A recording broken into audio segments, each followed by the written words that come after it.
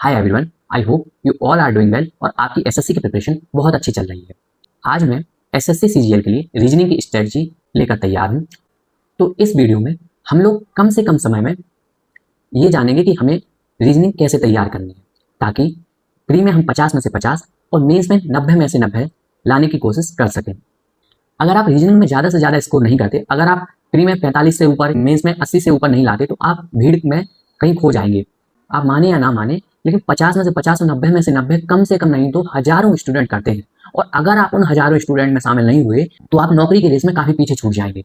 इसलिए रीजनिंग में आपको समय तो देना ही है, साथ में बहुत सारी प्रैक्टिस भी करनी है। कई लोग केवल मैथ और जीके में समय देते रहते हैं, लेकिन रीजनिंग के स्कोरिंग सब्जेक्ट होने के बावजूद वो रीजनिंग पर ध्यान नहीं देते और बाद में पछताते हैं। इसीलिए हम लोगों को रीजनिंग में ठीक ठाक समय देना है। तो अगर आप मेरी बात करेंगे तो मैंने रीजनिंग की तैयारी थोड़ी अलग तरीके से की थी। मैंने सबसे पहले 5-6 मॉक्स देखे, उसमें मैंने समझा कि कौन से टॉपिक में मैं वीक हूँ और कौन सा टॉपिक मुझे करना चाहिए। तो जब मुझे समझ में आ गया कि मैं इस टॉपिक में वीक हूँ, तो मैंने क्या किया कि बैच लिया और उसके बाद मैंने उन टॉपिक्स को कर लिया जिन जिन टॉपिक्स में मैं वीक था। तो आपके पास भी दो तरीके की स्ट्रेटजी है। एक तो या तो आप पूरा का पूरा बैच लीजिए, जितनी भी वीडियोस होती हैं 100-150 आप कीजिए और बैच से सिलेबस कंप्लीट कीजिए। नहीं तो आप दूसरे तरीके से कर सकते हैं, जैसे मैंने किया, कि आप लोग भी समझें कि आपकी कौन सी प्रॉब्लम्स है और जो प्रॉब्लम्स आपके सामने नजर आ रही हैं उन टॉपिक्स को आप कंप्लीट करें, रेदर देन कि आप पूरा का पूरा कोर्स करें। अगर आप रीजनिंग के टीचर्स की बात करें तो करियर के पीयूष सर हों, टेस्ट रैंकिंग के बलराम सर हों, या फिर जो परमार सर के साथ अभी जुड़े हैं इवन क्लासेस के, वो भी काफ़ी अच्छा पढ़ाते हैं। तो आप लोग किसी का भी बैच लें, जो मैंने दो तरीके बताए हैं उनमें से किसी एक को फॉलो करें और अपने कोर्स को कंप्लीट करें। एक बात आपको याद रखने की ज़रूरत है कि चाहे वो टाइमिंग हो या फिर रिवीजन हो, हमारे दोनों ज़्यादा से ज़्यादा मूक से ही होने हैं। इसीलिए रीजनिंग के कोई भारी भरकम नोट्स नहीं बनाने हैं, हमको ज़्यादा से ज़्यादा मूक्स का प्रैक्टिस करनी है जिससे हमारा रिवीजन हो। सेक्शनल मूक्स देने हैं PYQ बेस्ड, ताकि जो जो टॉपिक्स पूछे जा रहे हैं उन्हीं टॉपिक्स की ज़्यादा से ज़्यादा प्रैक्टिस हो पाए। तो अगर मैं बात करूं कि आप लोगों को BOD बैच या लाइव बैच में से कौन सा बैच लेना है, तो सबसे पहले ये बात जान लीजिए कि जब से एडिक्विटी पैटर्न बदला है, कुछ टॉपिक्स मशीन इनपुट आउटपुट और एड्रेस मैचिंग जैसे नए टॉपिक्स इंक्लूड हुए हैं। तो अगर हम BOD बैच लेते हैं तो वो कवर नहीं करेंगे। इसलिए हमें 2025-26 के पैटर्न के हिसाब से लाइव बैच ही लेना है। और कोई भी जब तक नए संस्करण की बुक नहीं आती, चाहे वो पिनाकल हो या किरण हो, हमें PYQ बुक नहीं खरीदनी है।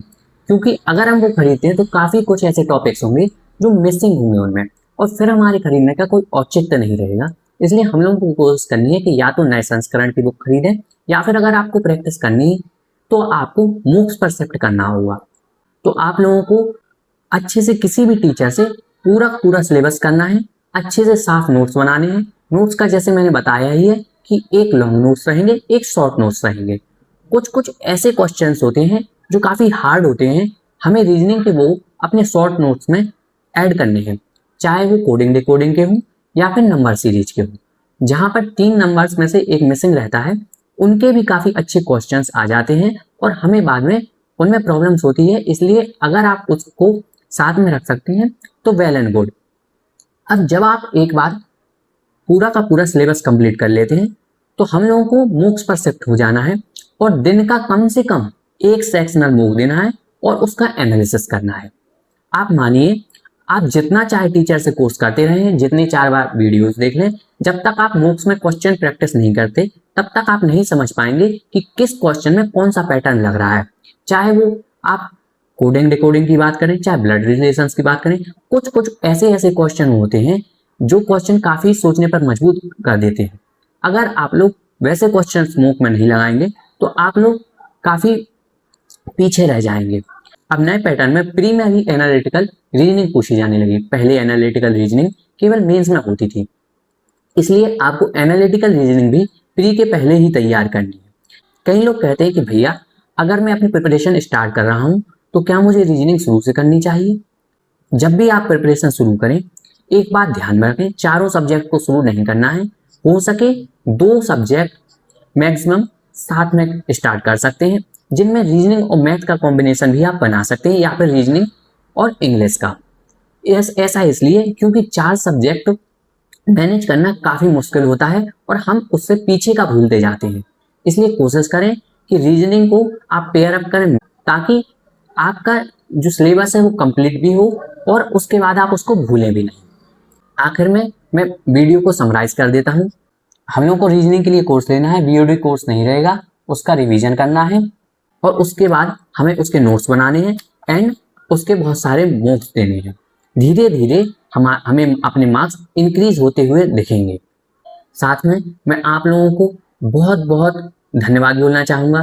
मैंने आपकी जीके, इंग्लिश और मैथ की वीडियो पर कमेंट पढ़े। आपके इतने अच्छे अच्छे कमेंट्स पढ़कर मुझे काफ़ी अच्छा लगा और आप लोगों ने इतना ढेर सारा प्यार दिया, उसके लिए बहुत बहुत कि मेरी जो बातें हैं वो लोगों तक पहुंच रही हैं और कम समय में उनको वो ट्रिक्स मिल रही हैं जो वो काफ़ी लंबे समय में सीखते।